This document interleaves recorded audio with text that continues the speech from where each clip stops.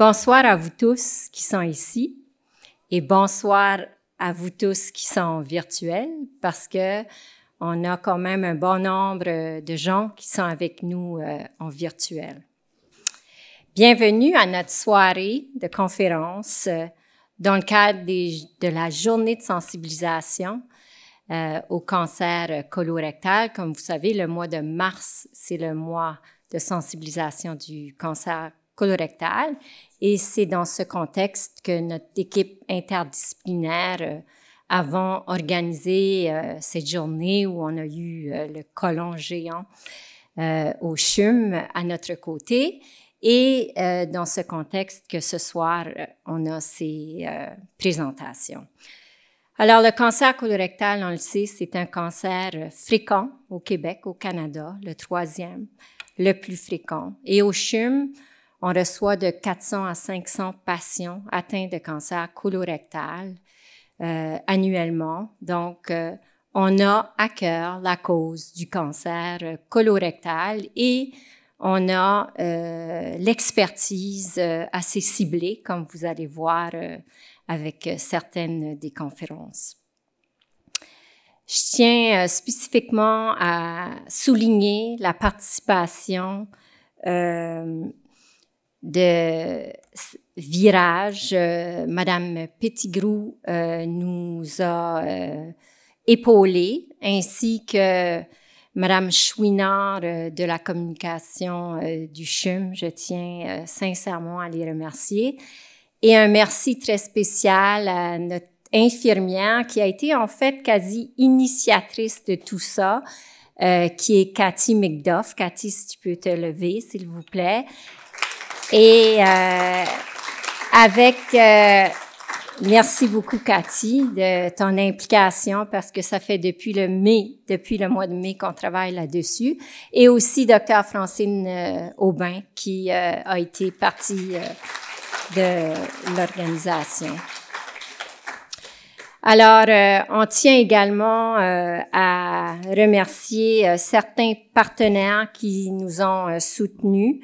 Et on salue leur présence ce soir, soit Pfizer, Amgen Onco, Merck et Tao. Alors,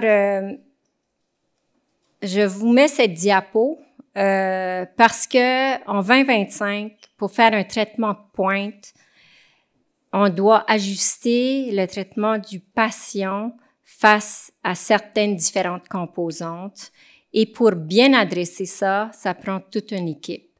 Alors, on a le patient qui est au centre, mais on a différents intervenants, que ce soit du côté travailleur social, nutritionniste, pharmacien, ensuite de ça, physiothérapie, kinésiothérapie, bouger pour mieux tolérer ces traitements.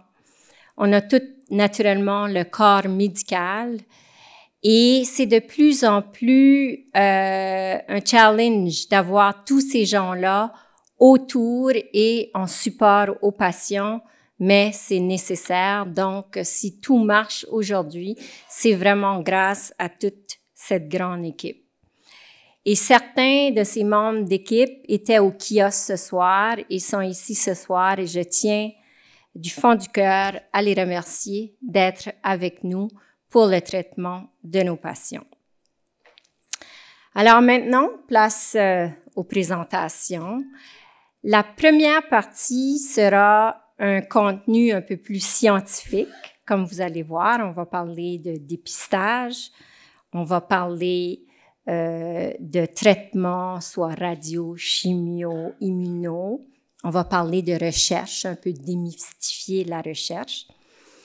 Et on a un patient partenaire avec nous, que tout le monde connaît, qui est Dan Bigra, pour lequel il va partager un peu de son expérience comme patient partenaire. Directement après les présentations, on fera une période de questions où on prendra des questions de la salle et des questions des gens en virtuel. Toute l'équipe technique est là pour qu'on puisse avoir les questions de vous et des gens en virtuel. Donc, on débute sans plus tarder. Alors, le premier présentateur est Dr. Jin Bashian, qui est actuellement résident en gastro, c'est-à-dire qu'il est en train de terminer et bientôt sera un gastro-entérologue, il m'a dit, dans 1 mois. Et dans 8 jours, même pas 1 mois. Et il est détenteur d'une maîtrise en sciences médicales et en médecine computationnelle. Et il a accepté aujourd'hui de nous parler du volet bien important de dépistage. Donc, je vous donne la parole.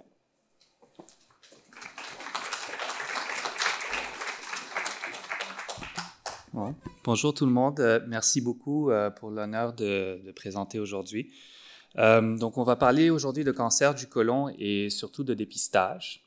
Donc, j'ai aucun conflit d'intérêt.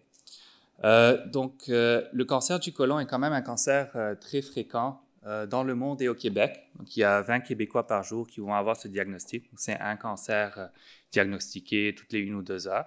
Puis, il y a 4 Québécois par jour qui vont en mourir. C'est quand même une maladie qui est fréquente et très morbide.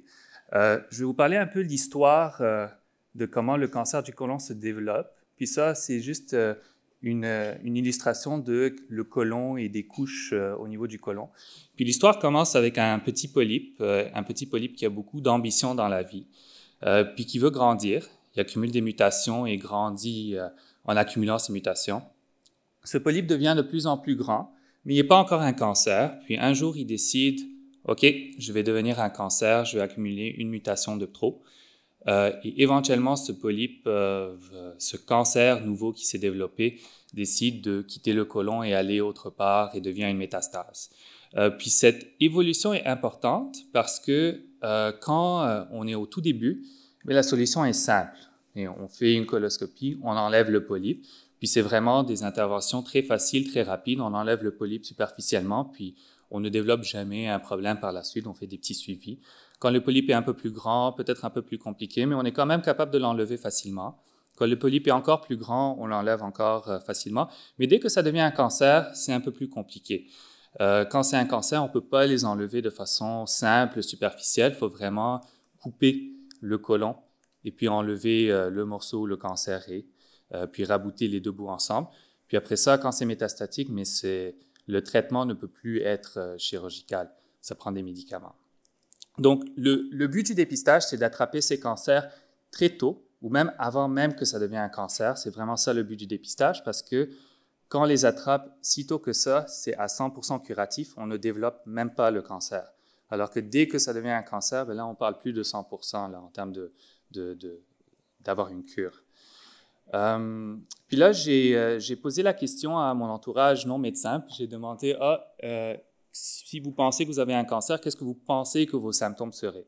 Donc, c'est du monde qui ne sont pas dans le domaine médical. Puis ils m'ont répondu, OK, je pense que si j'ai le cancer du côlon, ben, j'aurai mal au ventre, qui est vrai, on peut avoir des douleurs.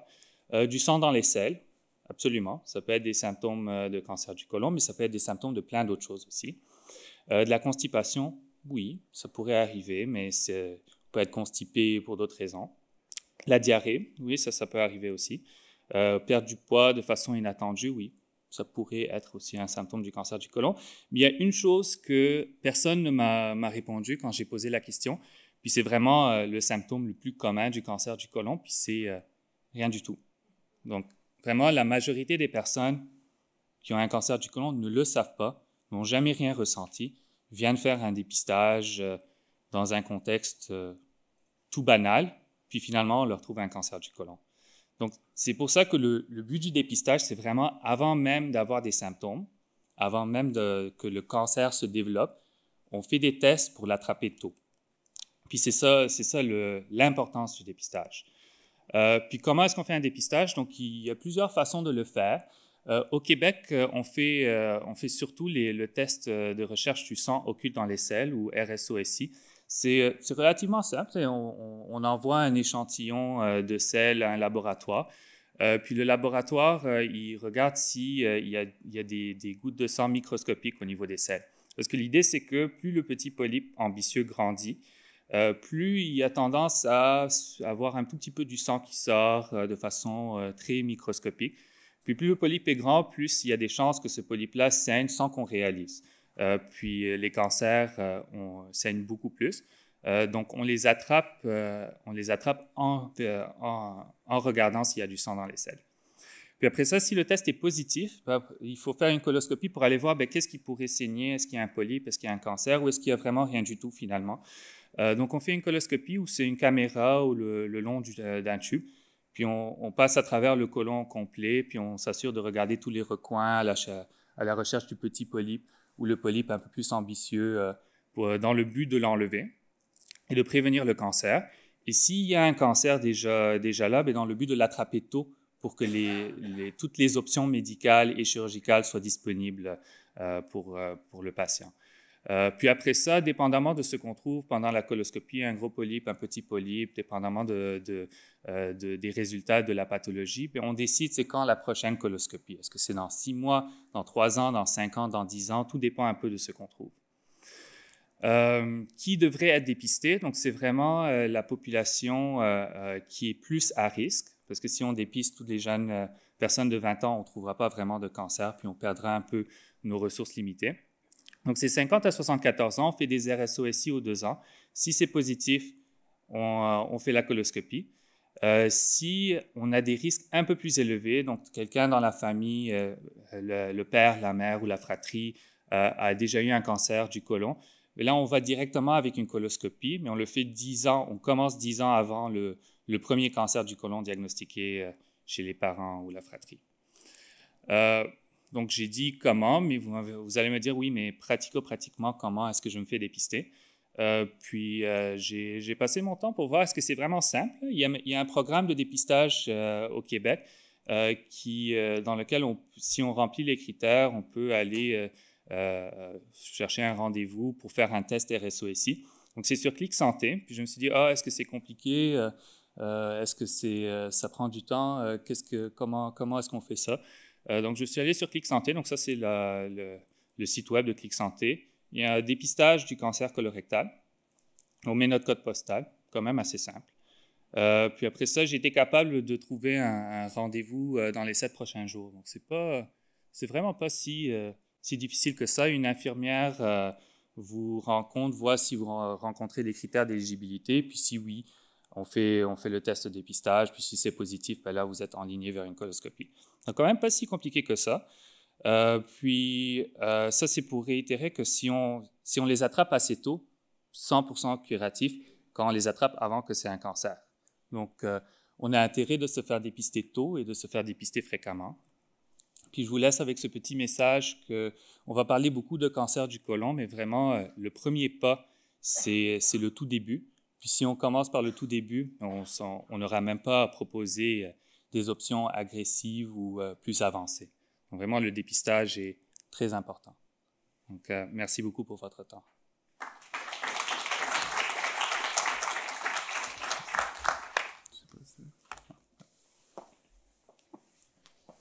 Alors, on commence très bien parce qu'on est exactement à l'heure. Fait que, Rupen, merci beaucoup d'avoir respecté les minutes dans une telle soirée, c'est bien important.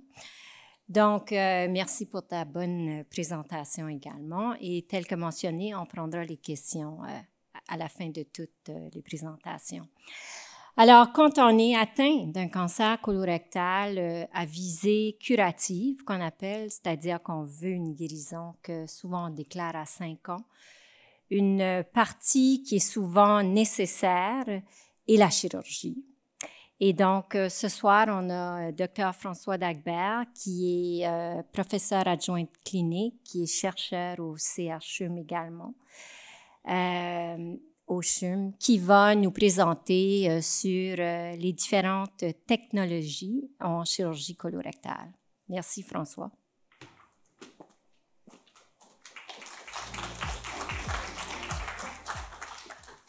Parfait. Merci. Donc, effectivement, le dépistage, c'est très important. Malheureusement, ça arrive qu'on attrape les gens qui ont un cancer. On a vu les chiffres, c'est quand même assez significatif. Donc, quand on arrive avec un cancer et qu'on a besoin d'une chirurgie, quelles sont les différentes alternatives qu'on a? Je n'ai pas de conflit d'intérêt. Donc, un petit rappel quand on parle du cancer colorectal en chirurgie, on aime beaucoup l'anatomie. Donc, c'est tout ce qui implique le cadre, dans le fond, du côlon. Donc, à partir de la fin du petit intestin jusqu'à la sortie là, au niveau de l'anus. Puis, on va souvent séparer le cancer du côlon, qui est sur le cadre colique, du rectum. Le rectum, c'est les 15 dernières parties, là, les 15 derniers centimètres là, du gros intestin avant la sortie. Ça va changer un peu les approches qu'on a puis les techniques chirurgicales qu'on peut utiliser. C'est quoi le but de la chirurgie? Donc, le but premier de la chirurgie, c'est retirer la tumeur. Puis généralement, on veut aussi enlever les ganglions qui sont autour de la tumeur parce que les ganglions peuvent contenir de la maladie, mais parfois, ce n'est pas toujours nécessaire. On va en reparler un peu plus tard. On veut évidemment diminuer les risques de récidive, on veut minimiser les risques de complications périopératoires, puis on veut aussi surtout minimiser les conséquences de notre geste et les impacts fonctionnels chez le patient. Parce que malheureusement, une chirurgie sur le côlon, le rectum, ça peut avoir des impacts au niveau de la fonction intestinale ou d'autres fonctions plus tard dans la vie. Donc, on essaie de trouver des façons pour minimiser ces impacts-là. Qu'est-ce qu'on a comme approche chirurgicale? La plus vieille qui existe, donc en fait, la première colectomie par laparotomie, ça remonte à environ 200 ans.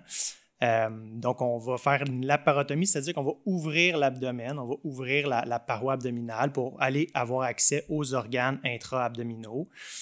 C'est une technique qui est encore fréquemment utilisée pour des tumeurs plus extensives, des tumeurs qui envahissent d'autres organes, des patients qui ont déjà eu multiples chirurgies. Puis quand on n'a pas le choix, ben c'est notre option là, par défaut en finalité si jamais les autres techniques ne fonctionnent pas. À l'autre bout du spectre, on a parlé de l'endoscopie pour ce qui est du dépistage, mais ça peut aussi être un traitement. Quand on a vu les polypes, des fois les polypes peuvent contenir un petit cancer, puis on peut enlever le polype avec le cancer juste par endoscopie, puis évidemment, ben, c'est vraiment la technique la moins invasive qu'on peut utiliser avec très peu de conséquences à long terme. En fait, généralement, aucune conséquence à long terme pour les patients. Le principal désavantage, c'est qu'on n'enlève pas les ganglions à ce moment-là. Donc, c'est une résection très partielle de la maladie. Mais quand c'est une maladie qui est très précoce, à ce moment-là, ça peut être suffisant. Comme autre technique chirurgicale qu'on va utiliser, donc ce qui est utilisé de façon la plus courante en 2025 pour ce qui est de la chirurgie pour le cancer colorectal, c'est la laparoscopie. C'est quoi la laparoscopie? Donc, on va introduire des trocars, donc des petites chemises là, métalliques ou en plastique à travers la paroi abdominale du patient, puis on va gonfler sa cavité abdominale avec du gaz, généralement du CO2. Puis ensuite, on va pouvoir travailler avec des instruments à travers ces pores de travail-là pour aller enlever l'organe malade, que ce soit le côlon ou le rectum.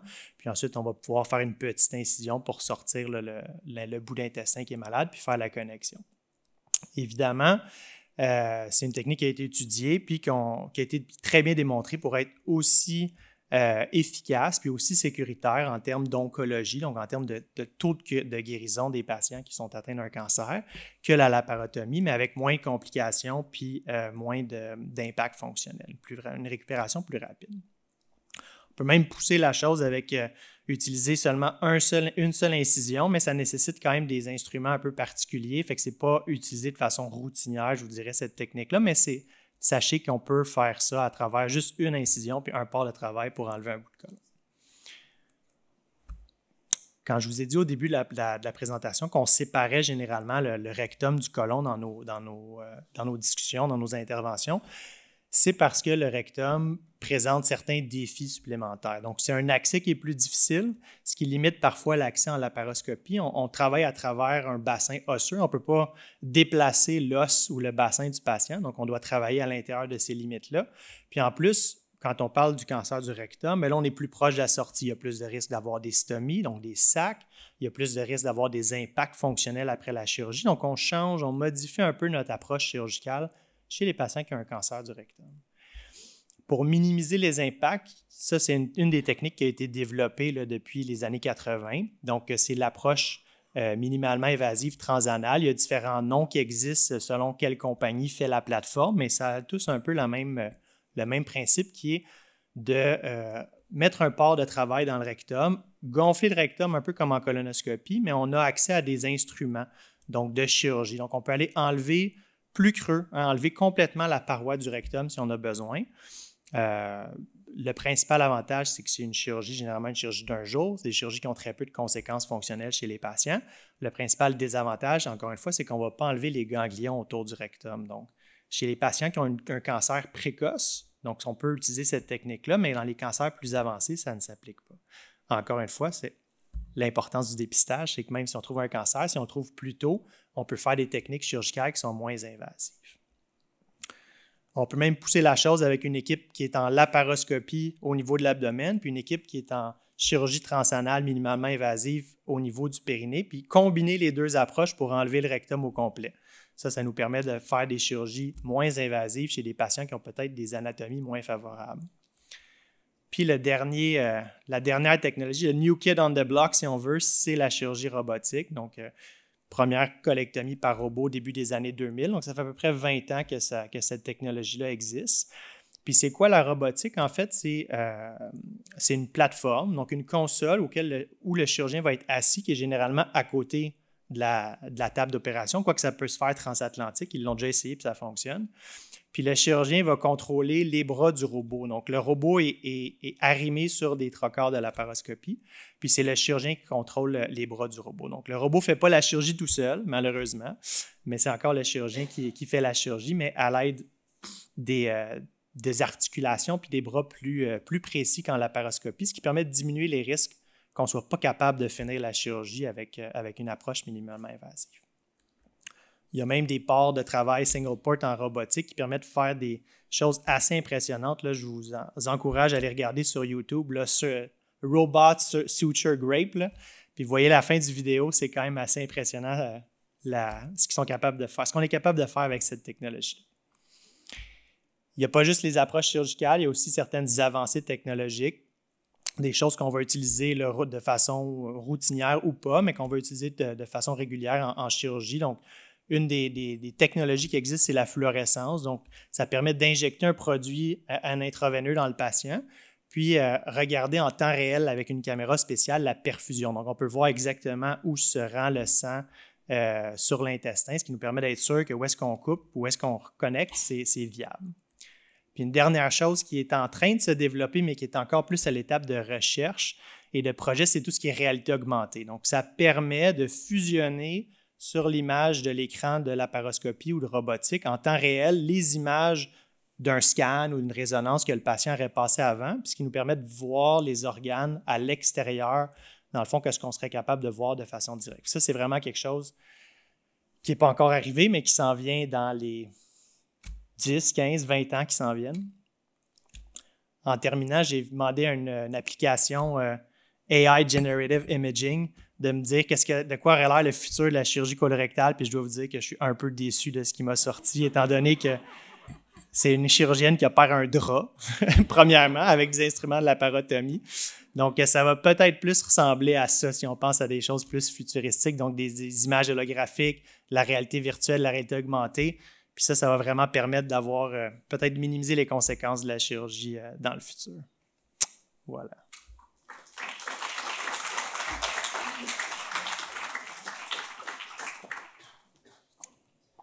Merci beaucoup, Dr. Dagbert. Alors, également, qui a limité son ton, malgré le contenu fort assez lourd. Comme vous voyez, la chirurgie, on a fait un grand chemin et beaucoup de technologies au bénéfice du patient. Alors, dans les différents traitements, la radiothérapie, certainement, a un rôle à jouer, surtout pour le cancer du rectum. Et donc, notre prochaine présentatrice, Dr. Marie-Pierre Compeau, qui est radio-oncologue au CHUM, qui est professeure agrégée également, également chercheuse au CHU, va nous entretenir sur les nouveautés également en radiothérapie. Merci, Marie-Pierre.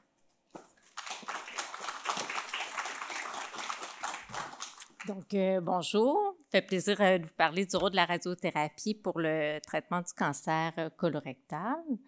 Donc, je n'ai pas de conflit d'intérêt.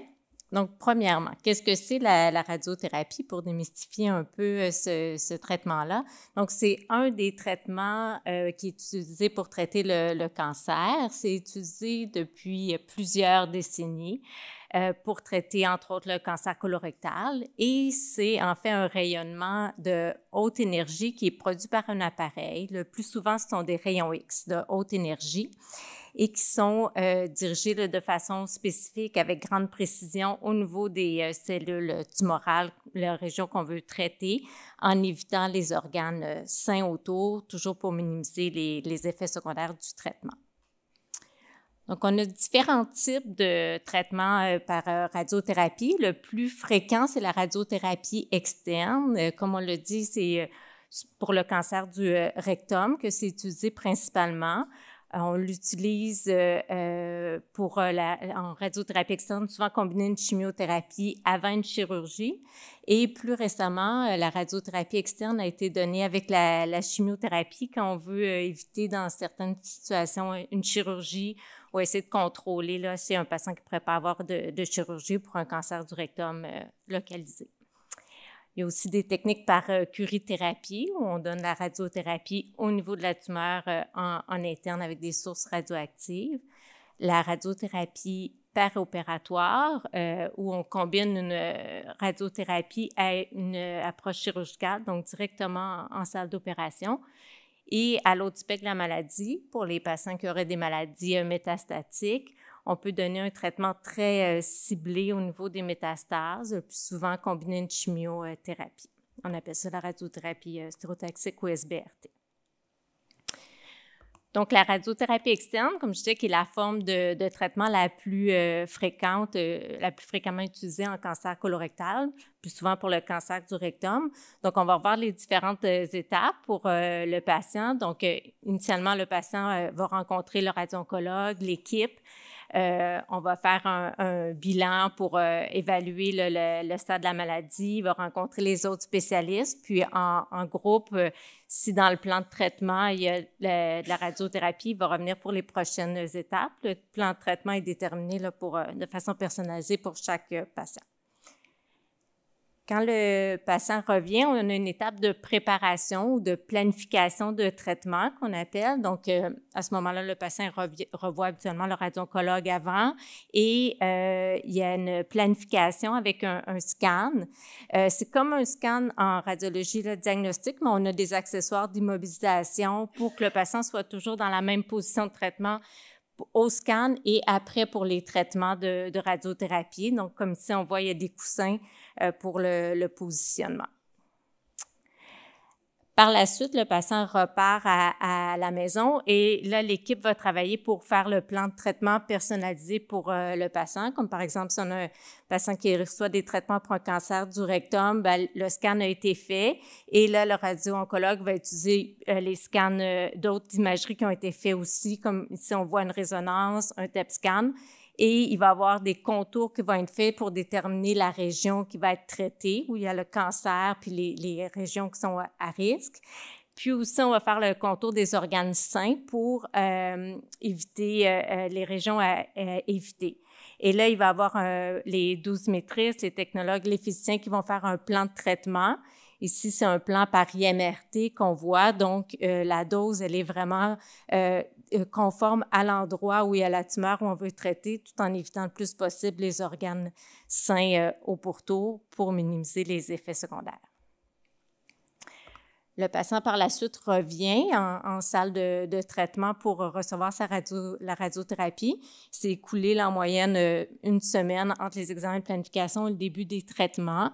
Et donc là, le patient va être dans la même position que pour son scan de planification. Et c'est l'appareil là, qui va donner le traitement. Le plus souvent, là, c'est 5 semaines de traitement, donc 25 traitements du lundi au vendredi. Chaque traitement est environ 15-20 minutes. C'est des traitements qui ne sont pas douloureux. Et pendant le traitement, les technologues sont toujours à la salle de contrôle, peuvent intervenir s'il y a quoi que ce soit ou parler au patient qui est dans la salle. pendant tous les traitements, il y a un suivi qui est fait par l'équipe, le radio-oncologue, puis par la suite aussi pour la réponse au traitement. Une autre forme de traitement qui est utilisée parfois en cancer du rectum, comme par exemple, on a une étude là, au CHUM présentement pour évaluer le rôle de la radiothérapie externe combinée à une curithérapie pour donner la radiothérapie par une source radioactive directement au niveau de la tumeur pour donner une plus haute dose, encore une fois en minimisant les effets secondaires, en diminuant la dose aux organes sains autour. Il y a aussi la technique de radiothérapie par-opératoire qui est utilisée qui est une technique plus récente qui est utilisée ici aussi au CHUM. Donc, c'est pour des cas spécifiques, des patients qui ont un cancer du rectum plus avancé ou récidivant. Et donc, pour aider au contrôle local avec la chirurgie. Donc, les patients ont eu une radiothérapie externe auparavant, puis après, directement en salle d'opération, sur la zone qui est plus à risque, auront un traitement là, par-opératoire. Et donc, la radiothérapie stéréotaxique, ça, c'est un traitement qu'on utilise là, de plus en plus pour les patients qui auraient une maladie métastatique, le plus souvent combiné à une chimiothérapie. La radiothérapie stéréotaxique, on peut voir aussi dans la littérature SBRT ou SABR. C'est le fait de donner une radiothérapie avec haute précision, un petit volume de traitement, mais à haute dose. Donc, c'est des traitements qui peuvent être de 1 à 5 traitements. Ça peut être pour les patients qui ont 1 ou 2 métastases, chez qui on veut faire un traitement local, ou des patients qui ont une maladie métastatique, seraient sous chimiothérapie, qui auraient 1 ou 2 régions qui progresseraient, on peut combiner avec la radiothérapie. Ça peut être des métastases au niveau du poumon, du foie, différentes régions. Puis ici, on voit le CyberKnife, qui est un des appareils de traitement là, qu'on a pour faire ce type de traitement-là. Donc, c'est ça. Ça fait le tour des différentes options là, de radiothérapie là, qu'on peut utiliser en cancer colorectal. Puis, je vous remercie pour votre attention.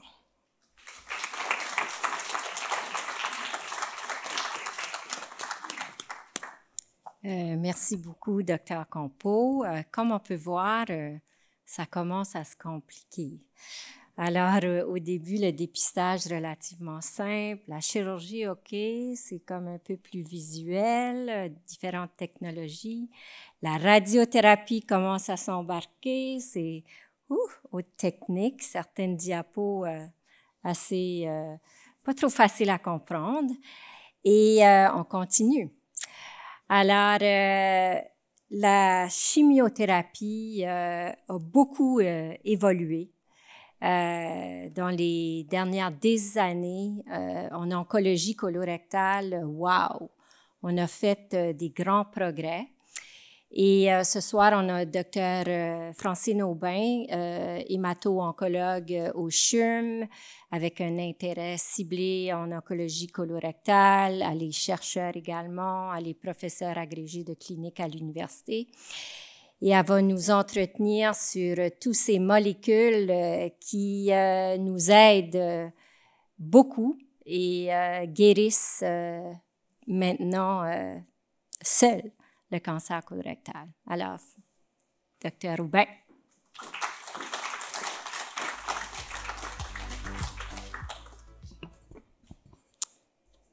Okay. Alors, merci beaucoup. Ça me fait vraiment plaisir d'être ici avec vous. Donc, voilà mes potentiels conflits d'intérêts. Donc, je vais parler des objectifs des traitements systémiques. Donc, il y a 4 objectifs. Donc, le traitement peut être donné avant la chirurgie. On va parler de traitement néoadjuvant. Donc, le but d'un traitement néoadjuvant, ça va être de diminuer la taille de la tumeur pour faciliter complètement son retrait. Donc, ça facilite la vie aux chirurgiens. Si jamais il y avait des cellules cancéreuses qui avaient commencé à se propager ailleurs dans les ganglions ou plus loin, on va les traiter précocement. Et au final, on diminue aussi les risques de rechute, donc on augmente aussi les chances de guérison. Il y a les traitements qu'on dit curatifs, donc on pensait pas que ça allait être possible en cancer colorectal, mais maintenant, je vais en parler plus tard, on peut guérir la maladie seulement avec certains traitements systémiques sans autres modalités thérapeutiques comme la chirurgie ou la radiothérapie. On a les traitements qui sont dits adjuvants, donc on parle de traitements préventifs. Donc, lorsque le chirurgien resèque la tumeur, il n'y a plus de maladie en place, mais on va donner un traitement pour réduire les risques de récidive advenant qu'il y ait encore des cellules cancéreuses qui n'étaient pas visibles lors de la chirurgie. Donc, comme les traitements néoadjuvants, le but, c'est vraiment de diminuer le risque de rechute et puis d'augmenter les chances de guérison. On va souvent donner des traitements préventifs lorsque la tumeur, elle est à plus haut risque de rechute, comme par exemple lorsque les ganglions vont être atteints aussi, donc des stades un petit peu plus avancés. Et comme quatrième objectif, on parle de traitement palliatif. Donc, lorsque la maladie va être à un stade avancé, on parle de stade 4 ou cancer métastatique. Donc, le but, c'est de freiner la progression de la maladie, prolonger la survie, diminuer les symptômes qui sont reliés au cancer et aussi, c'est un objectif qui est très important, ça va être d'améliorer la qualité de vie des patients. Donc, il y a différents types de traitements. Lorsque j'ai commencé ma résidence, il y a 15 ans en oncologie, on parlait en fait surtout de chimiothérapie conventionnelle. Mais maintenant, comme Dr. Richard l'a expliqué, il y a vraiment eu beaucoup de développement dans les thérapies. Donc, on a maintenant des thérapies ciblées et de l'immunothérapie. Parfois, on les combine ensemble ou parfois, on va les combiner avec la radiothérapie, comme la Dr. Campo l'a mentionné. Donc, la chimiothérapie conventionnelle, comment ça fonctionne? C'est que c'est pas spécifique. Ça va détruire les cellules qui se divisent rapidement.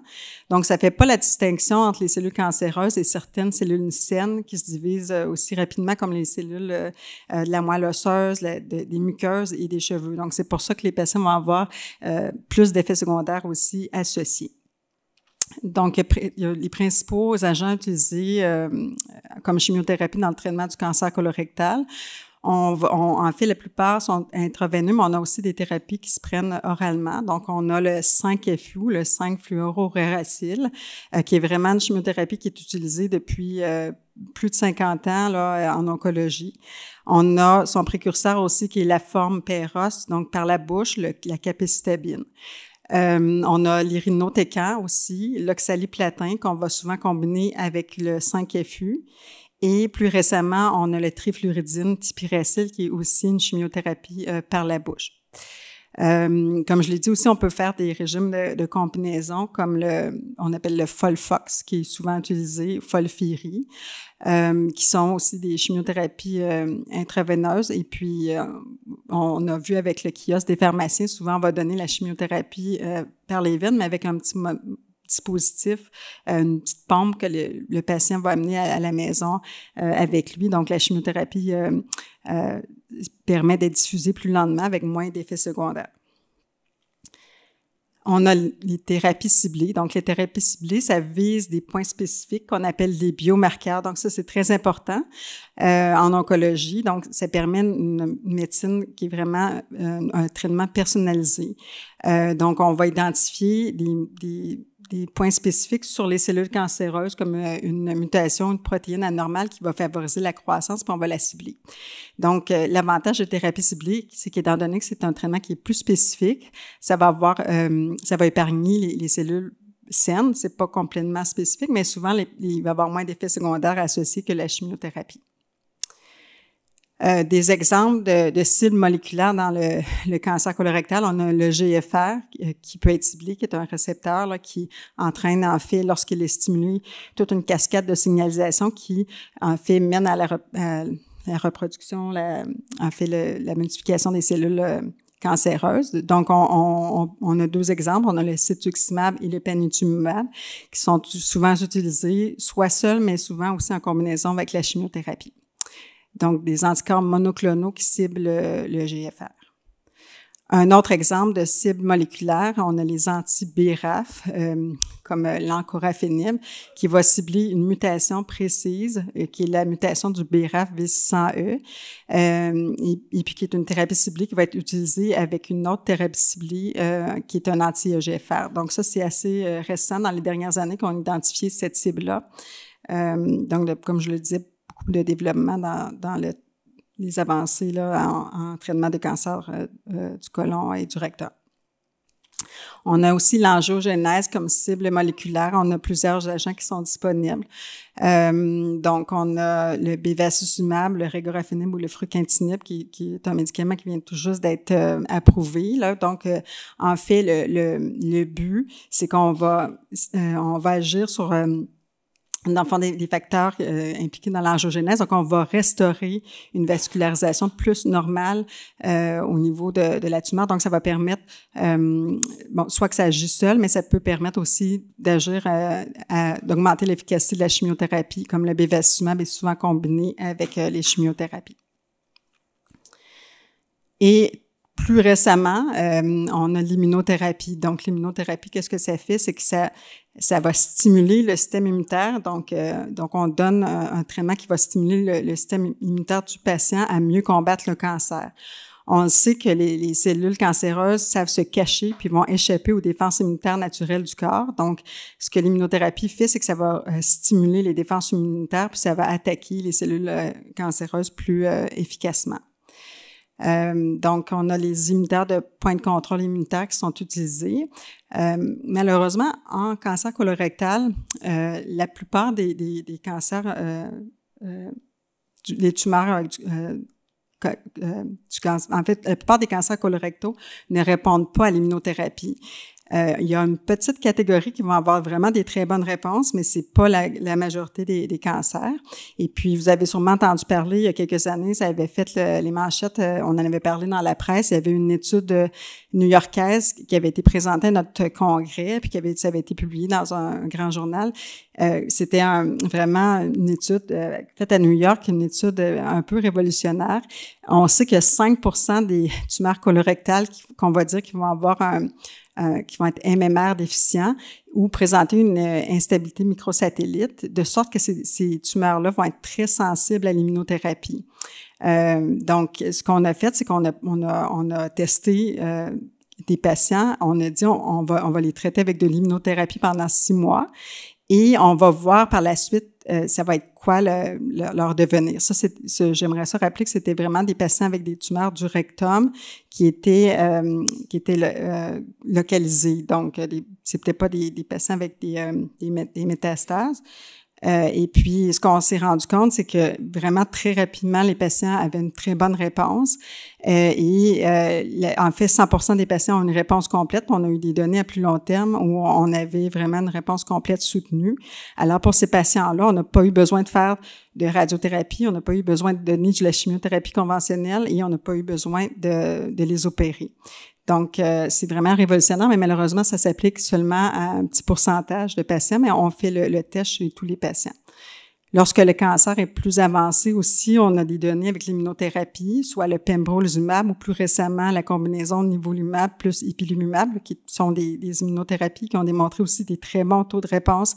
Et puis l'avantage, c'est qu'on a des patients qui peuvent répondre à plus long terme. Et moi, on peut voir des patients qui répondent là, on a à plus que 5 ans, donc c'est très novateur. Je vais terminer avec les principaux effets secondaires de la chimiothérapie, des thérapies ciblées, l'immunothérapie. Donc, je l'en ai un peu mentionné là, par rapport à la chimiothérapie. On a les nausées, vomissements. Il y a certaines chimiothérapies qui peuvent faire perdre les cheveux. C'est sûr que ça peut rendre le patient à risque d'infection. Ça touche les muqueuses, diarrhée. Et parfois, il faut surveiller les engourdissements. Et puis, je pense qu'on a un enjeu de temps, mais on a tous les effets secondaires qui sont reliés aux thérapies ciblées, là, qui sont importants de savoir. Donc, je vais terminer là-dessus, mais je pense que peut-être qu'on peut conclure qu'il y a eu beaucoup de développement et puis maintenant, c'est vraiment rendu des thérapies qui sont personnalisées. Donc, chaque patient est différent, chaque tumeur est différente. Merci.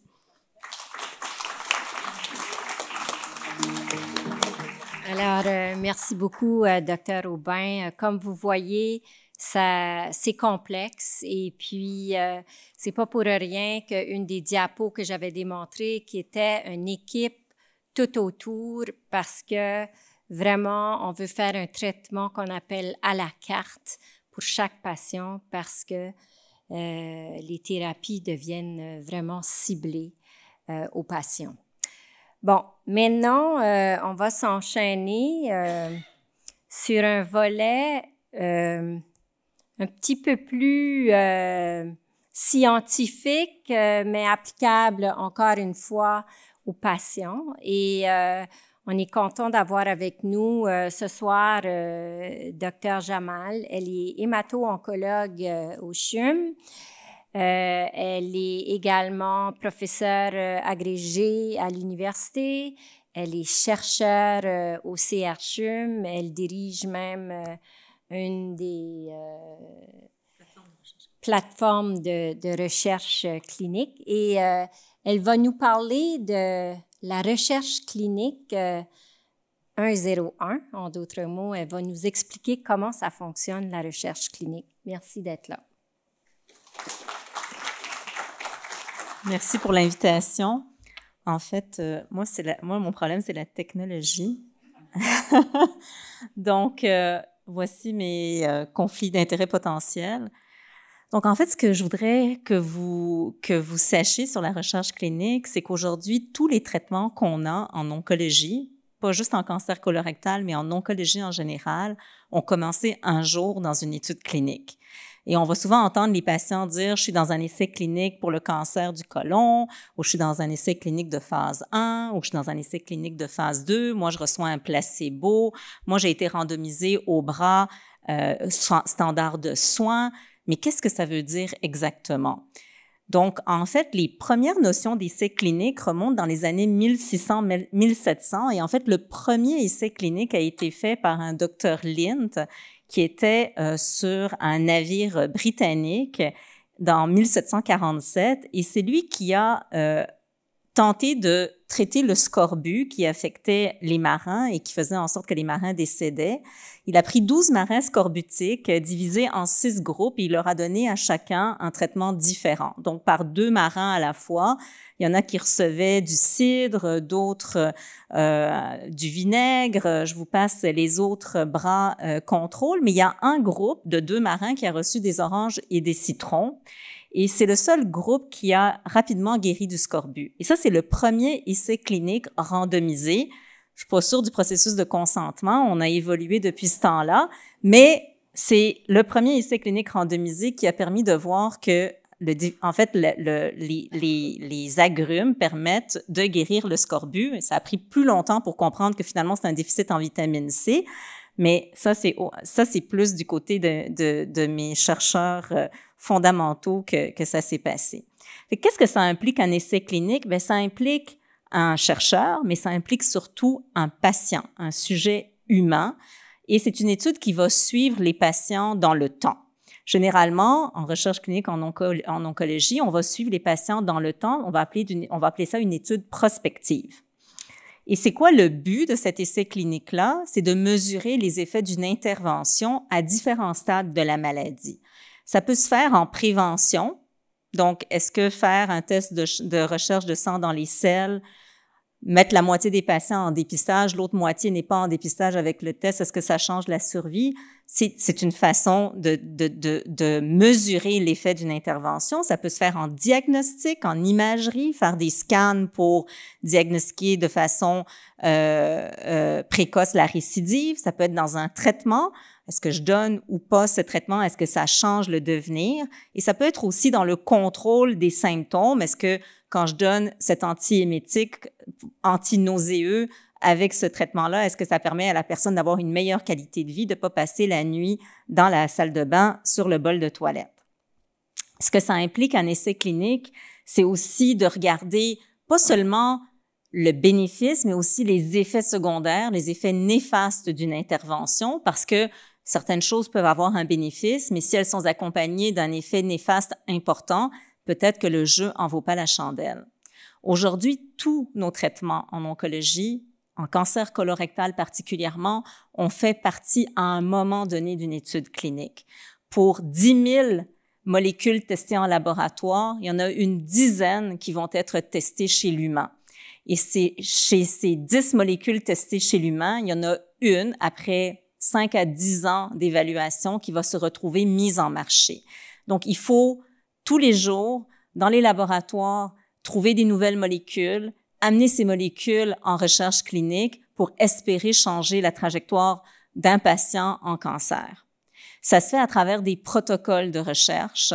Ces protocoles vont dire qui va participer, combien de personnes participeront, quelle sera la durée de l'étude, quelle sera l'intervention, comment on va la faire, cette intervention, comment on va suivre le patient, comment on va analyser les données, comment éventuellement on va arriver à une conclusion. Vous comprendrez que ça se fait sur des années. Comment qu'on fait ça?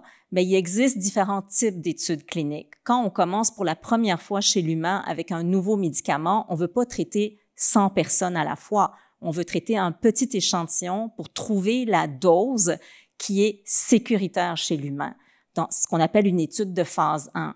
Dans un deuxième temps, on va vouloir regarder s'il y a potentiellement un signal d'efficacité. On va élargir l'échantillon maintenant qu'on a trouvé la dose, puis on va aller voir si je donne ce médicament-là à un plus grand nombre de patients, est-ce qu'il y a peut-être une personne sur 5, une personne sur 10, 2 personnes sur 3 qui vont répondre? Et si on voit un signal d'efficacité, on va aller en étude de phase 3 où on va comparer à un traitement standard. Et donc, la phase 1, c'est là où ça commence. C'est là qu'on va trouver la dose. Dans la phase 2, on va aller avec plus de patients. On va voir s'il y a un signal. Et s'il y en a un, on va aller comparer au traitement standard. Ce processus peut prendre entre 5 et 10 ans. Et comme je vous dis, pour 10 molécules qui rentrent en phase 1, il y en a une qui va devenir commercialisée, qui va se retrouver dans les pharmacies et qui va être donnée aux patients et qui va changer quelque chose. La phase 3, celle qui est la plus avancée, son but, c'est vraiment, une fois qu'on a trouvé la dose, qu'on a établi qu'il y a peut-être un signal, c'est de voir maintenant, est-ce que ça va vraiment changer quelque chose quand on l'utilise chez un grand nombre de patients? En cancer colorectal, toutes les molécules que Dr. Aubin utilise actuellement, mais c'est des molécules qui, un jour, ont passé à travers ce processus. Par exemple, cancer colorectal de stade 4, il y a eu une étude à un moment donné où la moitié des patients recevaient du 5-FU et puis l'autre moitié des patients étaient randomisés au bras 5-FU plus oxaliplatin, le Folfox. Cette étude a montré qu'il y a un avantage de survie en cancer du stade 4 colorectal chez les gens qui recevaient le Folfox. Il y avait des effets secondaires associés, mais ils étaient gérables. Et à partir de là, on n'a plus donné le 5-FU seul, on le donne avec l'oxaliplatin, sauf pour certaines populations qui ont une contre-indication. Ces études-là de phase 3 vont amener un processus qu'on appelle la randomisation, c'est-à-dire que on veut 2 groupes, un qui reçoit le traitement standard, l'autre groupe qui reçoit l'intervention expérimentale, le nouveau traitement. Et la randomisation permet de faire ces 2 groupes-là à l'aveugle. On ne veut pas que ce soit le médecin qui choisisse, on ne veut pas que ce soit le patient qui choisisse, on ne veut pas que ce soit le pharmacien qui choisisse. On veut que ce soit le hasard pour que les groupes soient balancés, pour pas faire en sorte qu'il y ait plus de diabétiques dans un, puis plus d'hypertendus dans l'autre, puis plus de stade 4 avec beaucoup de maladies versus pas beaucoup de maladies. Donc, on veut des groupes équilibrés qui vont permettre de vraiment analyser l'intervention qu'on fait et qu'il n'y ait pas d'éléments confondants. Donc, la randomisation pour les patients, c'est difficile parce que parfois, ils vont se retrouver dans le groupe contrôle. Parfois, c'est à double insu, ils le sauront pas. Parfois, ça va être ouvert et ils vont le savoir, mais ça fait partie de la façon de savoir si un traitement, éventuellement, devrait remplacer un autre. Comment ça se déroule, un essai clinique?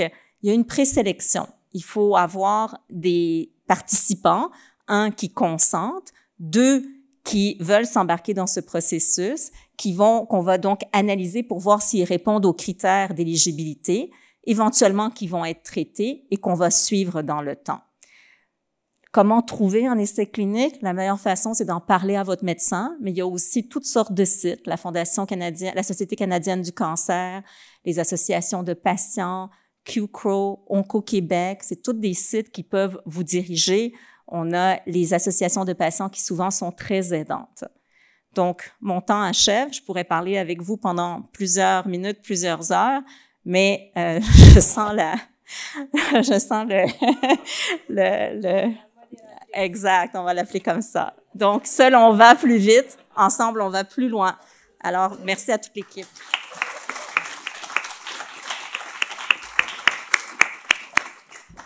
Merci beaucoup. Je suis pas de mean machine, mais il faut que je sois la modératrice quand même. Mais je suis pas méchante, la majorité du temps.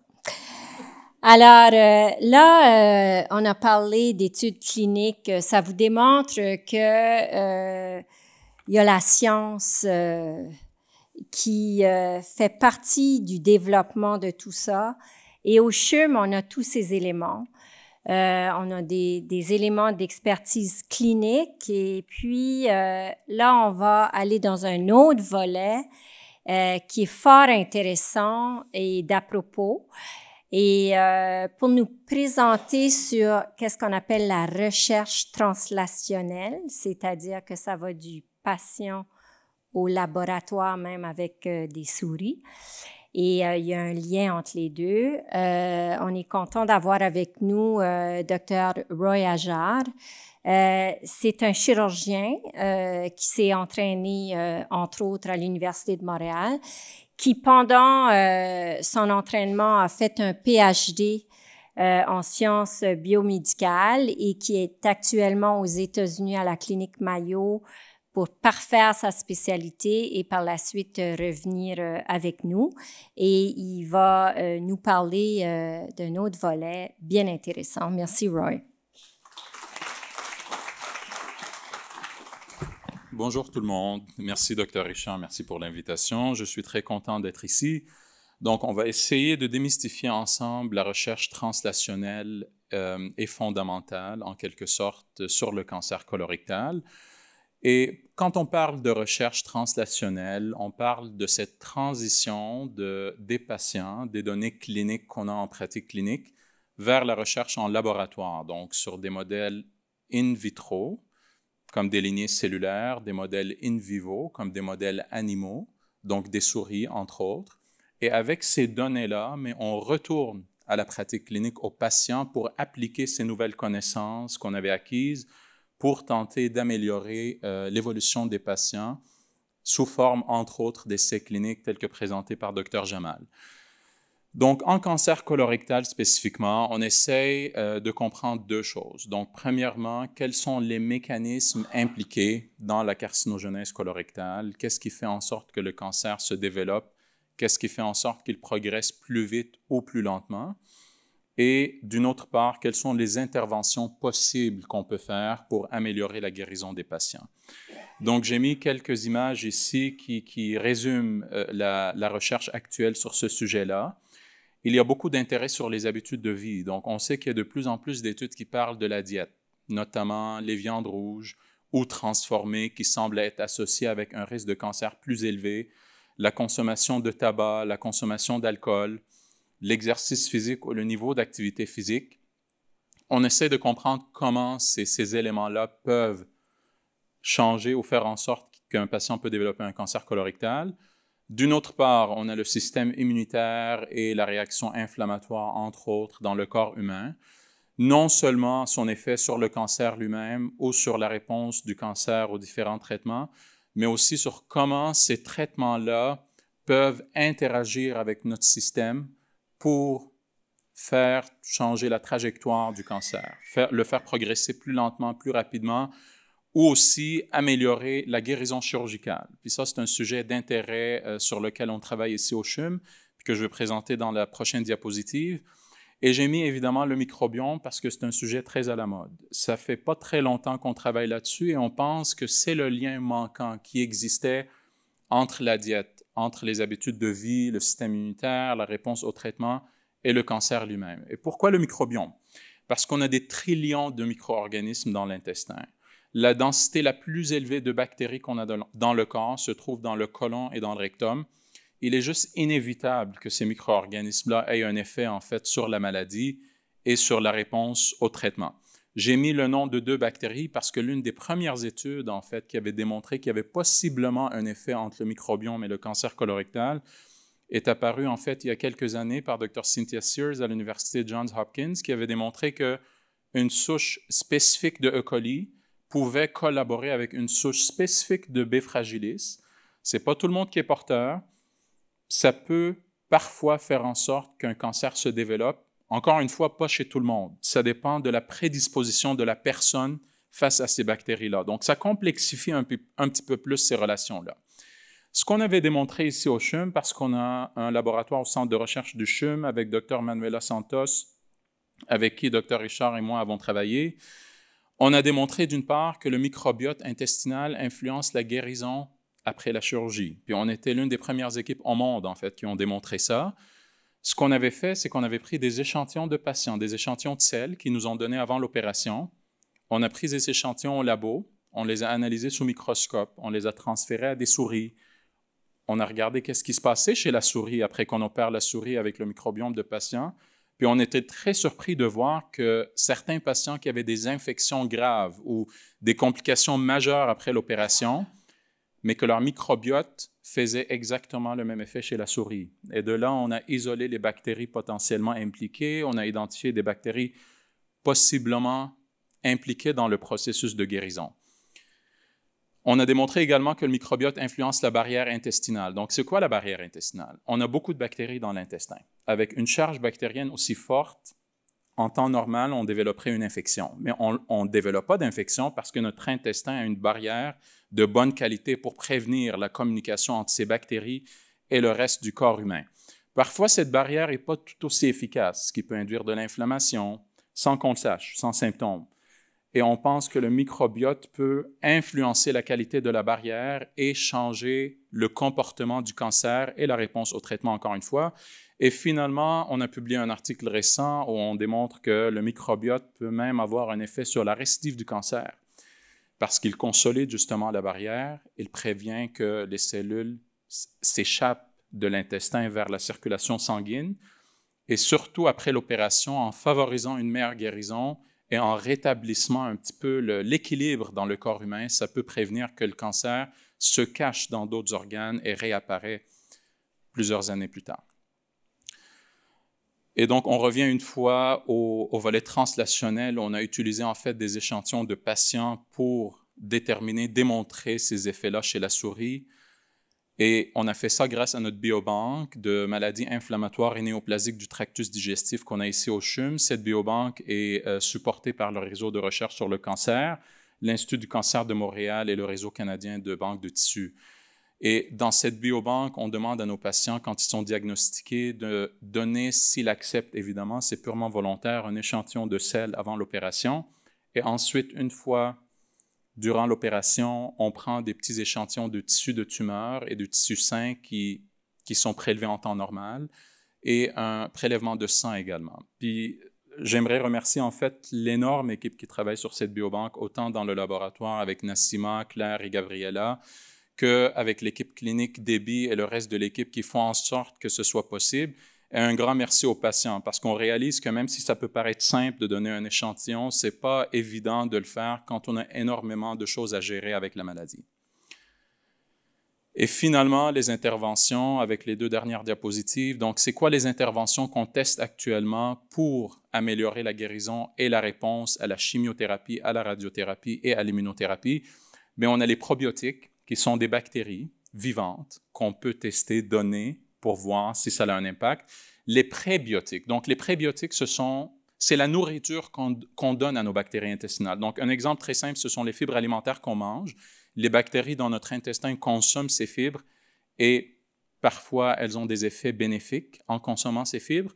Et finalement, les FMT ou la greffe de microbiote fécal. Donc, quand on sait qu'un patient, par exemple, répond très bien à la thérapie, on peut greffer son microbiote chez un patient qui ne répond pas bien pour améliorer la réponse du deuxième patient.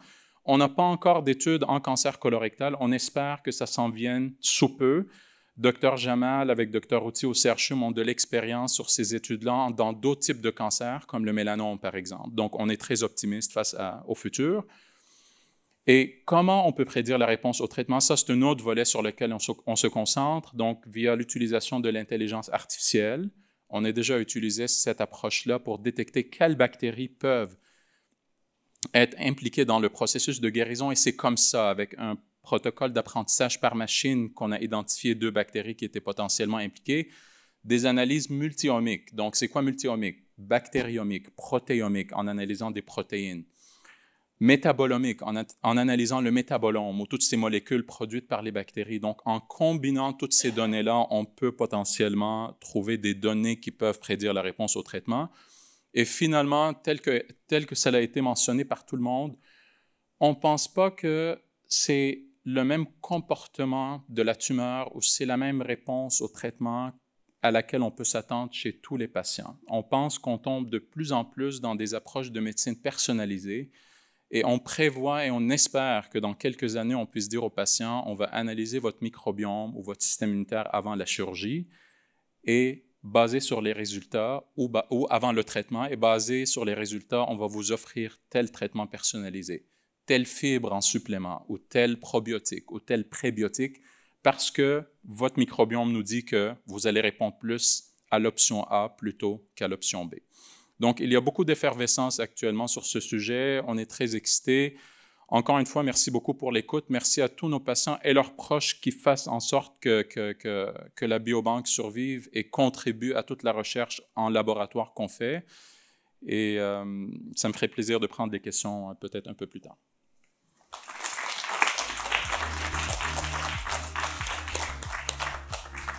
Alors, merci beaucoup. Et nous, comme on dit, on est à la recherche du golden poop. En d'autres mots, il y a certains peut-être d'entre vous qui avez les selles parfaites qui combattent tout et on est à la recherche de cela. Donc, merci pour ce volet scientifique et maintenant, on est très, très, très heureux d'avoir avec nous Dan Bigra, qui a eu un diagnostic de cancer colorectal et est devenu patient partenaire. Et on est très heureux que tu puisses partager un peu de ton vécu avec nous ce soir. Alors, merci beaucoup d'être là et à tantôt.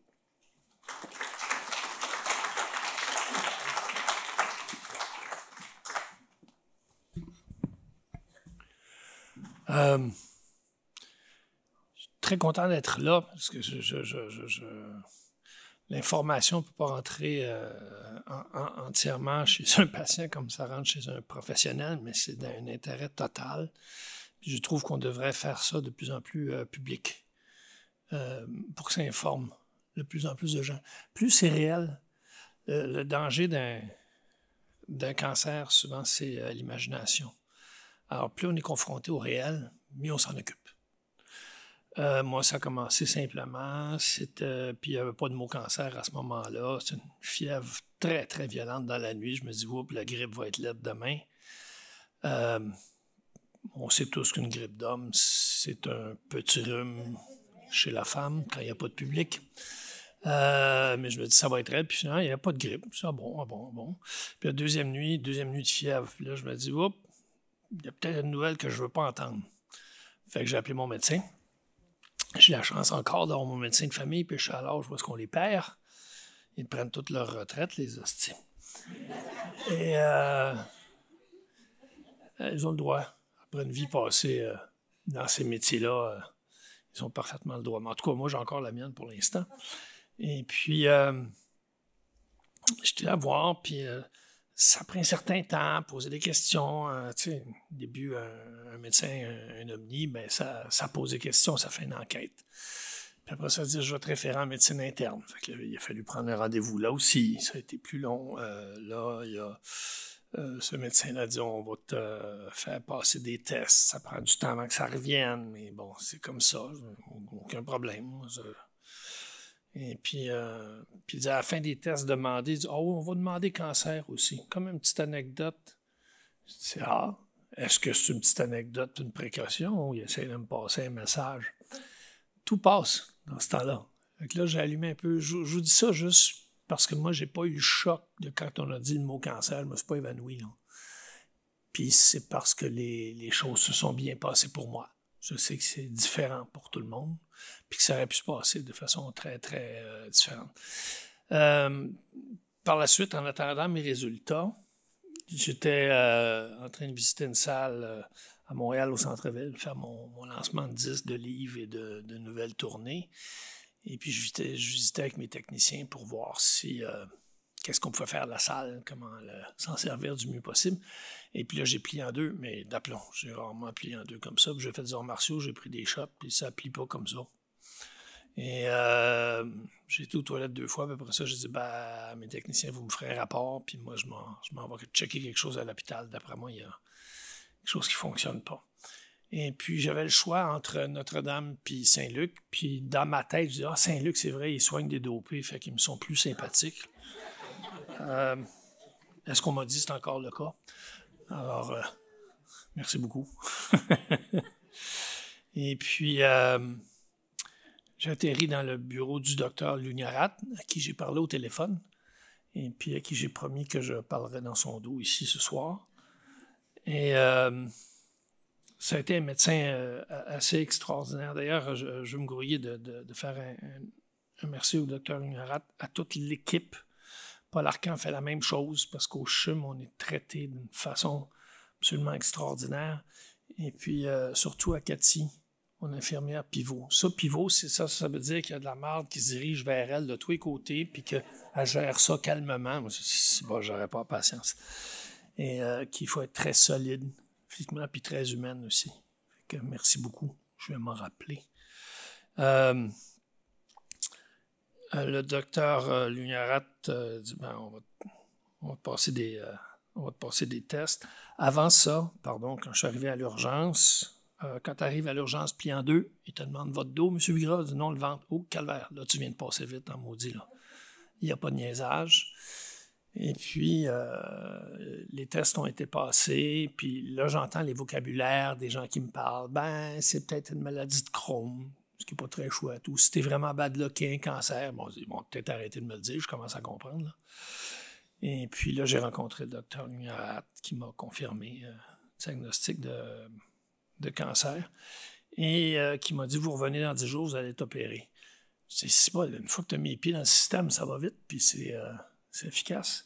Et c'était pas au CHUM, c'était à l'hôpital Saint-Luc dans ce temps-là. Il m'a expliqué où se trouvait le CHUM. Je dis, ouais, c'est assez dur à rater, là, mais... je me suis pointé. Puis j'étais littéralement dans l'entrée qui était grande comme un stade pour moi.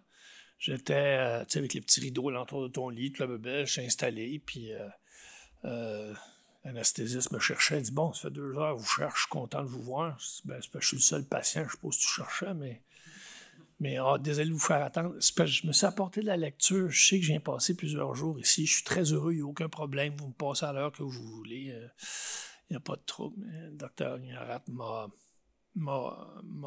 opéré. Et quand je suis sorti du dodo, je suis un ancien consommateur de choses, moi aussi, fait que j'ai toujours cette espèce de bizarre nervosité de dire à l'anesthésiste, je t'avertis, moi, il va falloir t'en mettre parce que je tombe pas facilement endort. Et il doit être habitué à ça, lui. Et puis, après ça, je me suis réveillé, puis mes chums étaient dans la chambre. Et ça a été un beau réveil. J'étais gelé comme une balle. C'était assez le fun. Je trouvais ça plutôt... c'était contrôlé, tu sais. Puis moi, j'avais pas peur de rechute. Ça fait 30 ans que j'ai envie de rien changer de mon état d'esprit qui soit pas naturel. Alors, et puis aussi, les chambres, c'était spécial au CHUM. Moi, j'ai été à 4 dans une chambre, dans des petits hôpitaux où il y en a un qui pète puis qui dérange tout le monde. Puis, et puis là, je regardais ça, je dis, calvaire, c'est un condo. Louez-vous des fois, parce que quand je viens en ville, moi, ça me tenterait quasiment. Et puis là, j'ai été absolument extraordinairement traité par tout le personnel qui était là, le personnel infirmier, tout le temps. En tout cas, Paul Arcan vous a remercié 50 fois, puis moi, je le fais 200 fois par-dessus. Je pense que le fait d'être bien traité, pas comme un bébé qui comprend rien, mais bien traité avec humanité fait partie du traitement. Et j'ai très bien reçu. On me disait les choses franchement à mesure que ça arrivait. J'étais très content. Et puis,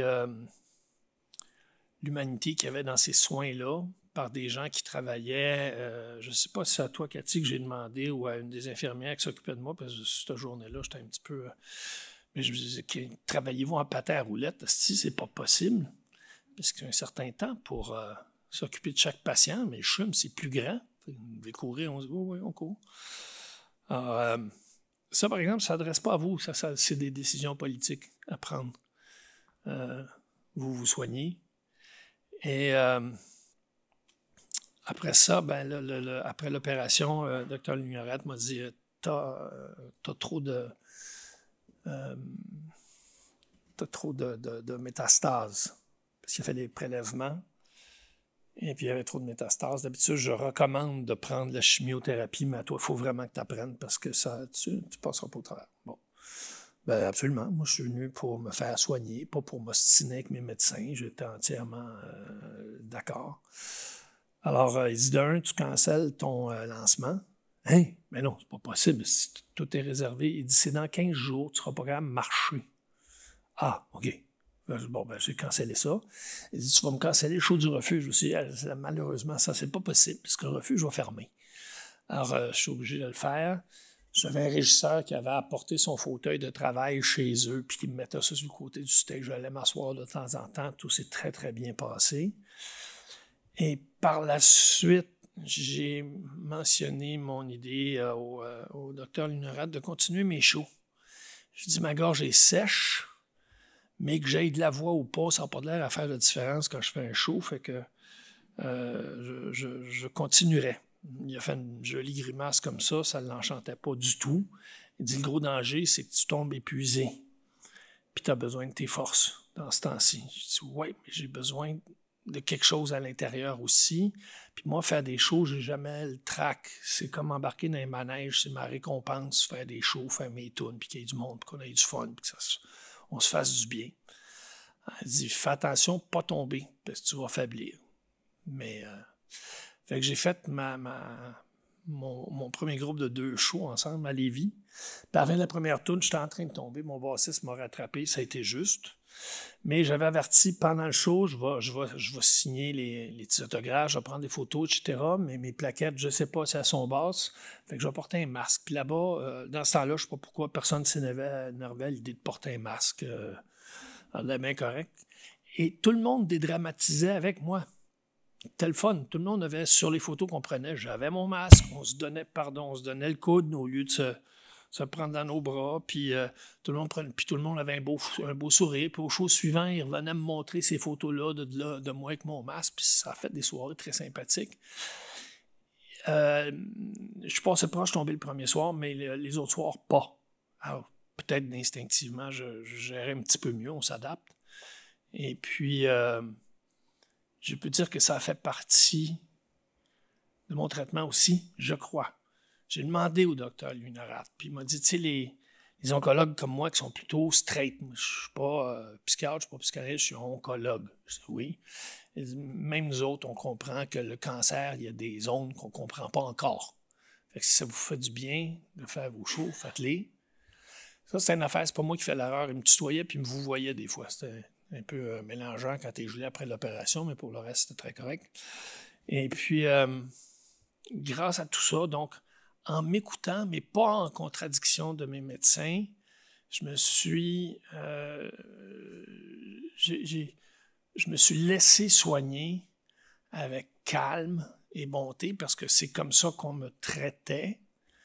Et je dirais que ce calme-là, parce que moi j'ai un oncle qui est mort enragé, et j'ai trouvé ça très, très triste. Il est mort du cancer enragé, il était fâché, il n'a pas eu le temps de faire ses adieux, des fois c'est extrêmement tragique. Et, mais moi, je dis, attends un peu, là, c'est pas un virus de l'extérieur qui m'attaque, fait que ça, là, donne rien à personne. Je dis, sois fin. Sois même fin avec ton cancer, sois fin avec tout, là, calme.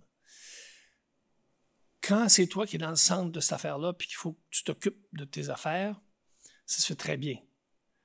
Le cauchemar est pour notre entourage, nos enfants, nos parents, tout ça. Eux vivent ça tout le temps. Puis le moindrement que j'ai je me lève une journée puis je vais un peu mieux, ben, j'appelle pas tout le monde pour dire je vais un peu mieux. Je veux leur annoncer des nouvelles quand je leur parle. Fait qu'eux autres restent beaucoup dans l'ignorance de certaines choses. Et ça, c'est ma responsabilité. J'aurais peut-être pu le faire mieux. On apprend. Et c'est tout. Mais quand on me demande, moi, je viens d'une famille de psychanalystes. La science de la psychanalyse, c'est la seule science où il faut que le médecin soit plus malade que le malade pour que ça fonctionne. Et donc, on passe notre temps à chercher. Moi, je n'ai pas fait d'études du tout, mais ça m'a donné le réflexe de chercher. Mais je me suis aperçu que c'était bien beau de chercher, mais j'avais une réponse à une question. C'est que si Jerry avait eu un Fox comme moi, il serait avec nous aujourd'hui. Puis il pourrait parler avec nous. Alors, qu'est-ce qui m'a soigné? À chaque fois qu'on me pose la question en public, je dis la médecine. Écoute, ton esti de médecin, il est sérieux. Puis il fonctionne avec ça. J'ai fait une complète confiance en la médecine. J'ai maintenant une vie beaucoup plus belle. Je m'en suis pas aperçu sur le coup parce qu'il n'y a pas eu de choc. Tout s'est fait dans une certaine longueur de temps. Et maintenant, je profite beaucoup, beaucoup de ma vie puis de faire des choses. Ça reste encore ma récompense. Puis c'est ça que je m'en vais faire, par exemple, demain à Gatineau, où je continue.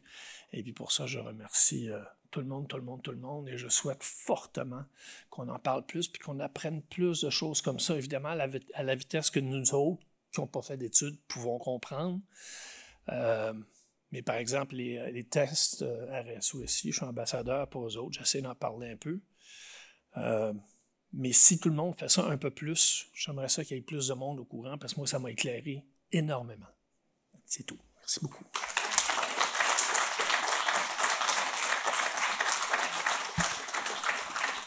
Alors, merci beaucoup pour partager cela. Et la raison que Dr. Lougnarat disait « tu » ou « vous », c'est parce que souvent les médecins, on a ce réflexe de vous voyer tout le monde. Et quand Dan est arrivé, je vais le tutoyer, il nous a bien dit « s'il vous plaît, tutoyez-moi ». Et puis, donc, c'est pour ça que Rasmi Lougnarat oscillait entre le vous et le tout, parce que pour nous, c'est pas naturel, mais je pense que ça ajoute de tutoyer un élément beaucoup plus personnel. Donc, voilà, on va avoir le temps pour quelques questions, pas trop. Je demanderai à tous les présentateurs ainsi que Dan Bigra de venir vous asseoir. Et on prendrait peut-être une ou deux questions de la salle et une ou deux questions virtuelles.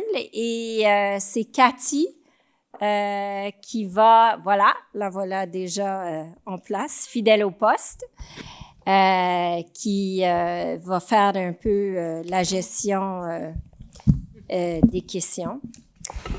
Alors, le temps que s'il y a quelqu'un dans la salle, on a déjà une question virtuelle de prête. Est-ce qu'il y a des questions dans la salle?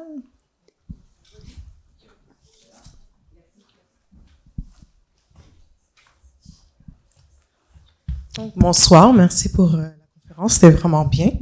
En fait, ma question est simple et j'aimerais savoir quelle est l'importance que vous accordez au microbiote de la bouche qui peut influencer peut-être le cancer des intestins. Alors, je pense que cette question-là va s'adresser au docteur Ajar. Merci. C'est une excellente question parce que c'est un sujet qui est très d'actualité en réalité. Il y a déjà des études qui s'intéressent là-dessus et on en parlait avec Dr. Richard. Est-ce qu'on devrait commencer à récolter des échantillons de salive des patients? Puis là, on se disait, on demande déjà un échantillon de sel, encore un échantillon de salive, ou est-ce qu'on leur dit qu'on le fait sous anesthésie ou pas? Bref, mais tout ça pour dire qu'on pense qu'il y a un lien. Il y a même déjà un article scientifique dans un journal réputé, en fait, qui semblait suggérer que certaines bactéries qui se trouvent dans la bouche, quand elles migrent dans le côlon, peuvent contribuer au processus. Ça reste qu'on n'a pas encore énormément de données. On pense qu'il y a un lien, mais il n'y a pas de confirmation encore. Mais définitivement, quelque chose à explorer. Parfait. Là, je vais demander une question virtuelle, OK, pour que chacun ait son tour. Alors, on a une question qui s'adresse en fait au Dr. Dagbert. Alors, on dit, si la chirurgie fait partie de mon traitement, aurais-je besoin d'une stomie? Et si oui, serait-elle temporaire ou permanente? Effectivement, c'est une question qu'on se fait souvent poser dans le bureau en chirurgie avant l'opération. Donc, il y a en fait 2 raisons pour lesquelles on va mettre des stomies. Puis, c'est soit parce qu'on ne peut pas reconnecter l'intestin. Souvent, c'est des cancers plus du rectum qui sont très, très proches de la sortie ou qui vont envahir d'autres organes autour de l'anus.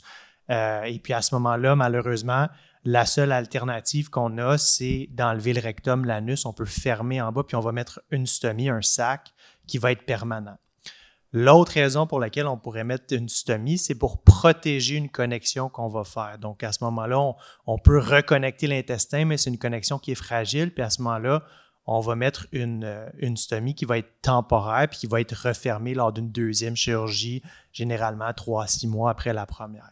Ceci étant dit, c'est principalement le cas dans les cancers du rectum. Donc, pour les cancers du côlon, la vaste majorité des chirurgies qu'on va faire ne nécessiteront pas une stomie, sauf s'il y a une complication. Parce que n'importe quelle intervention sur l'intestin, s'il y a une complication, pourrait nécessiter une stomie à ce moment-là. Parfait. Bonjour à tous, merci beaucoup de votre présence, j'apprécie énormément et je vais surtout avoir un petit témoignage à faire. Moi, je viens d'avoir 62 ans et depuis l'âge de 52 ans, je vois à tous les 2 ans, je vais passer une coloscopie. Parce qu'on me trouve des polypes à chaque fois. J'en ai eu 12 un moment donné, puis ensuite j'en ai eu 5 et ainsi de suite. Et moi, je n'ai aucun problème à aller passer ça. Même j'encourage n'importe qui à pouvoir y aller. C'est pas un walk in the park, mais à la fin, vous allez chez Tim Hortons puis vous donnez un bon beigne et un café. Parce que ça fait quelques jours qu'on n'a pas mangé à notre faim avant. Mais par contre, je peux juste témoigner aussi qu'il y a beaucoup d'hommes de ma génération à qui je parle de ça, qui ont une peur, une phobie sans bon sens de se faire rentrer quelque chose à la place qu'ils veulent pas. Alors moi, je vous conseille, si vous êtes dans le corps médical ou tout ça, de pouvoir dire ça se fait et il faut le faire. C'est tout simplement quelque chose que je pense qui m'a sauvé la vie et maintenant il faut que j'y aille à tous les 2 ans et j'ai aucun problème avec ça, à moins qu'on me dise le contraire, Sylvain, non, tu peux attendre 5, 6, 7 ans. Deuxième volet, je voudrais vous présenter quelqu'un qui est ma mère ici, qui a 85 ans, et je m'adresse surtout à Madame Francine Aubin parce que ma mère suit depuis 2 ans les traitements dont vous avez tous parlé. Vous nous l'avez vulgarisé et vraiment, ça nous l'a sauvée. On l'a encore avec nous et elle est plus en forme qu'elle a jamais été de sa vie et je vous en remercie de vous impliquer dans tout ça. Cependant, et c'est là que je vais en venir à ma question, je demandais à maman avant, j'ai dit, ça t'a pris jusqu'à quel âge avant que ton médecin que tu vénères, qu'elle voit depuis quasiment 35 ans, lui dise, Madame Campeau, vous devriez probablement aller passer une coloscopie. Ben, c'est à quel âge, maman? 78, je pense, ou quelque chose comme ça. Pourquoi est-ce que c'est que dès les années 50 ou les années 60 de sa vie, le médecin a pas dit, Madame Campeau, vous devriez aller passer une coloscopie. Est-ce que tu y serais allée tout de suite, oui ou non? Tu sais pas. En tout cas, je pense que ton médecin... Alors, le corps médical, et je finis là-dessus, s'il vous plaît, encouragez vos patients à y aller. Peut-être qu'elle qui est née dans les années 30, dans les années 40, pardon, c'était différent de maintenant, mais s'il vous plaît, prenez ça en considération et faites la prévention de cette manière. Merci. Pour votre commentaire et puis vous avez raison, hein. On a fait des sondages auprès des populations en Espagne, aux États-Unis, et on demande spontanément aux gens, est-ce que vous êtes prêts à passer une coloscopie? Et il y a plus de 50% des gens qui disent non. La coloscopie, c'est pas le test en premier, comme on a mentionné, c'est la recherche de sang occulte dans les selles. Et même ça, les gens aiment pas trop manipuler les selles, mais vous avez tout à fait raison de dire qu'il faut sensibiliser la population au dépistage, et pour ça qu'on fait ces genres de journées et de soirées. Voilà. En virtuel, on a une question. Pour la radiothérapie, vous avez parlé beaucoup de cancer du rectum. Qu'en est-il de la radiothérapie en cancer du côlon? Oui, c'est ça. Donc, pour la maladie localisée, c'est surtout un cancer du rectum. Le cancer du côlon, quand c'est un stade localisé, la radiothérapie a peu de rôle. C'est plus une chirurgie et de la chimiothérapie. Par contre, dans certaines situations où la maladie elle est métastatique, là, on peut combiner à d'autres traitements, souvent offrir des traitements de radiothérapie stéréotaxique, le traitement plus ciblé dont j'ai parlé à la fin de la présentation. Parfait. Alors, on a une question justement sur le dépistage qui va s'adresser à notre jeune collègue. Alors, un peu deux volets à la question. Si j'ai 40 ans, aucun facteur de risque, mais je souhaite avoir un dépistage, est-ce que je suis éligible? Et si j'ai un diagnostic de cancer, est-ce que mes proches sont à risque plus élevé? Donc, question très importante. On a de plus en plus une épidémie de cancer du côlon de plus en plus jeune. C'est la raison pour laquelle, pas encore au Québec, mais aux États-Unis, ils ont vu que les taux de cancer étaient tellement plus élevés chez les plus jeunes que ça vaut la peine de commencer le dépistage un peu plus tôt. Donc, aux États-Unis, maintenant, c'est rendu 45 ans l'âge du début du dépistage. Puis, il y a même discussion éventuellement peut-être de le rapprocher à 40 ans pour le début du dépistage. Puis, c'est compliqué parce qu'il faut toujours balancer les coûts associés au dépistage. Si on commence à faire des RSA-SI à tout le monde, il y aura beaucoup de nécessité de faire des coloscopies par la suite, puis on n'a pas la capacité de faire ces coloscopies. Donc, encore au Québec, on demeure à 50 ans. Donc, la réponse, c'est pour un patient au Québec ou une personne au Québec qui veut un dépistage à 40 ans, ce n'est pas nécessairement quelque chose qui serait offert d'emblée, sauf s'il y a des facteurs de risque, mais avec éventuellement l'optique que potentiellement on diminuerait l'âge pour le dépistage. Après ça, si on a un cancer à l'âge de 40 ans, c'est quand même très tôt pour un cancer. Donc, absolument, les enfants, la fratrie sont plus à risque de par le début du cancer. Puis, nous, en gastroentérologie, on voit beaucoup de polypes avancés qui sont pas encore des cancers, mais qui vont le devenir dans 1 an ou 2. Puis on les voit de plus en plus à jeune âge, puis de plus en plus, mon discours, quand on les resecte, c'est vos enfants 10 ans avant votre gros polype, vous avez 35 ans, vous avez 40 ans, faut commencer au moins un dépistage. Donc oui, c'est absolument vrai que dans la famille, on est plus à risque. Puis dès qu'on trouve des gros polypes ou des cancers à jeune âge, on demande à la fratrie de se faire dépister aussi. J'ai juste une petite question pour... Oui. À un moment donné, j'ai arrêté de faire des arts martiaux parce qu'avec l'âge, je suis devenu trop slow, fait que je me tannais de prendre des shots. Et puis les profs ne mettent pas les gants avec les élèves. Puis on sait que c'est une question de métabolisme. Le métabolisme ralentit. Donc, un enfant qui attrape un cancer, va-t-il risquer de décéder plus rapidement que quelqu'un de plus âgé? Ça dépend du stade du cancer. Hein. Je pense que les enfants, le Dr Robin serait mieux que moi à parler des traitements de cancer chez les enfants, mais ils sont plus résilients. Les chirurgies, il y a moins de complications parce qu'ils ont moins de maladies de base là, de comorbidité. Mais après ça, ça dépend aussi de l'étendue de la maladie et de la sévérité. Je pense que Dr Robin peut peut-être commenter aussi. En fait, c'est ça dépend du type de cancer, de l'étendue. Puis, donc, c'est très variable là, de dire que chez l'enfant versus les personnes adultes, il va y avoir des différences. Donc, habituellement, c'est pas les mêmes types de cancer non plus qu'on voit chez les jeunes enfants par rapport aux personnes plus âgées. Mais c'est vrai qu'au niveau cancer colorectal, on a une augmentation chez les jeunes. C'est préoccupant. Au CHUM, on a regardé nos statistiques. 15 ans passés, les 50 ans et moins atteints d'un cancer colorectal, ça comptait pour à peu près 4 à 5% de nos patients. Et maintenant, les 50 ans et moins, ça comporte 18% de nos patients. Donc, c'est une préoccupation et c'est nord-américain, c'est européen. Et on espère que peut-être avec les recherches sur le microbiote qui en fait reflètent l'environnement, on sera peut-être capable de cibler le pourquoi de cela.